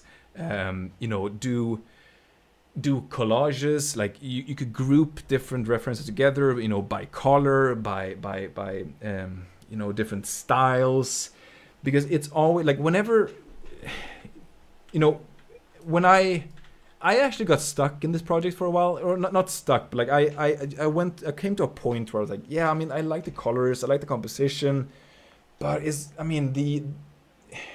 just not looking the way I wanted it to look. So I did another pass of reference collecting. I'd mainly been looking at screenshots and references from the real world, fan art. But once I started looking at the movie, the Warcraft movie, that really gave me so much more material to work with, so that it just loosened everything up. Like I knew exactly where I was gonna go. You know, it's like and it's such a small thing, by just expanding my reference library, it just revolutionized the way I worked on the scene. You know, so yeah, that is absolutely key to any project. And that is reference, photos, observing and looking, because I mean, you are going to be able to create the scene. It's just a matter of like seeing, like compare what you're doing to what you want to do. So like and you have to be able to look at your project critically. Like if you look at your scene and compare it to the reference, like, or the concept, and you're thinking, hey, this is not looking good, then change what you're doing. Look at the reference. What are the differences? What is it that really makes the reference look good, and what is it that makes your scene look bad? This is such a high level thing, high level question, and it's so tricky to answer. Like this is one of those things, you know, you sit down and talk about for hours, you know, over a cup of coffee. So I really hope it makes sense. And I guess the point of the whole thing is like reference, block out, and, you know, take a step back and look at your scene, and, you know, track your progress, do before and afters, and just don't give up, because for most of my scenes look pretty crap until the last 20%. Like it's pretty, I'm going like, man, this is not looking good. And then I hit a point, like I just keep at it. I just keep working on it, following those references. And then one day I'm like, yes, there we go. Now I have it. And I'm noticing it's like that point is coming quicker and quicker and quicker the more experience I get, and, you know, the more time I spend making environments. So yeah, I mean, keep at it, expand your reference library, observe the world, stay critical, you know, be really critical about your own work. Like, don't be afraid of like just taking a step back. Just, I mean, you can spend a day on something. If it doesn't look good at the end of the day, like don't fall victim to the, was it straw man fallacy, or no, it's not straw man, sunken cost fallacy. Like, just because you spend time on something doesn't mean you have to keep it. Like, if it doesn't look good, just redo it or throw it away. Don't keep it just because you spent 7 hours or 8 hours on it. Yeah. So I hope that answered your question, and sorry if I went on a tangent or a rant there. That's okay. For those of you wondering, the straw man fallacy is when you argue against something someone else did not argue. Yeah, and I meant, and by sunken cost fallacy, which was the fallacy that I was intending to go for, is when the whole thing, you know, just because you've sunk in so much time or money into something, like that doesn't mean it is worth more. Like, it can be absolutely worthless, but like you see a value, like you want to keep it just because, oh, but I worked on this for 2 days, like I can't throw it away. Yeah, I mean, kill your darlings. You see that with gambling a lot too. That's often where the sunken comes in. Exactly. One thing I wanted to chime in here as we wrap up, get ready to move on. Aside from the phenomenal work done here, it should be noted for everybody that what you've seen here is something everybody can do. Absolutely.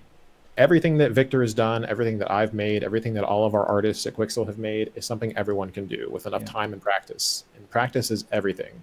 Victor, how many years of experience do you have with Unreal Engine? With Unreal since 2009, so 10 years. So about the same as me. I started working with Unreal 2008, 2009 when I was in college. Yeah, And same. even UE4, it was UDK. Yeah. And, I started learning from my teachers. Big shout out to Celeste, who helped me get through everything I got through. Shout out to Celeste. Yeah, she was a great teacher. I wouldn't have learned what I know now without her help. And you learn from other people. You grow from working with other people and having them teach you and you teaching them. And I can't stress enough that if you know something, that you should share it with other people, because the more you teach and the more you learn, the more you actually hold on to that information. The more you help other people with what you're trying to learn yourself, the easier it becomes for you. And again, as I've said just a minute ago, if we can do this work, you guys can too. It's all about time and about vision. Everybody has the potential to do this. Every bit of art that you make is all about time and patience. Nobody draws a perfect drawing straight off the bat unless you're like some crazy, insanely talented person with just the ability to see something and visualize it immediately. I mean, when I drew, I had this rough sketch and then I would fill in forms. It's exactly how you worked here too, isn't it? Yeah. And I mean, we're doing our best, we're making these live streams and these tutorials for you guys. I mean, we really want to help, shorten the learning process for you guys. And so, I mean, just if you have feedback, if you have suggestions or requests, just send them in, and we'll try and cover it for you. Yeah, what you guys are making, like I just have to do a really small shout out. Like, seeing what you guys have been making lately is just mind-boggling. It's so good. Like, you guys are absolutely amazing. You're talking about the art community, right? Yeah, the art community, exactly. The Quixel art community on Facebook. It's just so good. Like, I'm mind blown every single day, and like you guys really inspire me. To keep working, keep getting better. So yeah, huge shout out to the community and the artists out there. Because at the end of the day, we're doing this for you guys, because we're a community of artists and we love making art and we love making everybody's lives easier. The last thing I want to really say, though, don't give up, guys. Just because it doesn't look great now doesn't mean it can't look great later. Every bit of art can be improved. Every artist can be the best artist possible with the work and the practice put into their art. Again, Victor, thanks so much for taking the time to demonstrate this. This is probably one of the best streams we've had. I can't even think of the last time we've done a 2-hour stream, except for that train scene that I did 3 years ago. Yeah, so, I mean, it was just enough to fit everything in that I wanted. So yeah, we had a lot to cover. Yeah, I mean, it was fun. It's always fun. One day I'm gonna sit there and watching the questions instead of talking for 2 hours, because I want to see what you guys are saying in real time. You seem to have such a fun time there. Exactly. Yeah. So should we wrap it up and thank the guys? Yep. So again, thanks to everybody. I put a link in chat for the art community, which is facebook.com/groups/Quixel Tools Group. It used to be called Tools Group. It is now called Art Community. That will take you directly to it. Please join, talk, share your work. We love seeing what you make, and ask for any advice if you want to know how to work with stuff. If you need help with materials, I've taken my own personal materials and shared them with people, just because why not? There's nothing that I have that I haven't learned from someone else, and nothing that you have that you haven't learned from someone else. So that being said, I think we're going to sign off. Again, Victor, thank you so much for taking the time out. 2 hours is exceptional. It takes a lot out of people. I know I'm a little tired. I know you're probably definitely tired of talking by this point. You guys are such a great community. Thank you for tuning in and for all the questions. And we cannot wait to see you guys again next Friday. Yeah. Can't wait. And thank you all so much for watching, and I'll see you next time. Yep. See you later, guys. Cheers. Yeah. Cheers.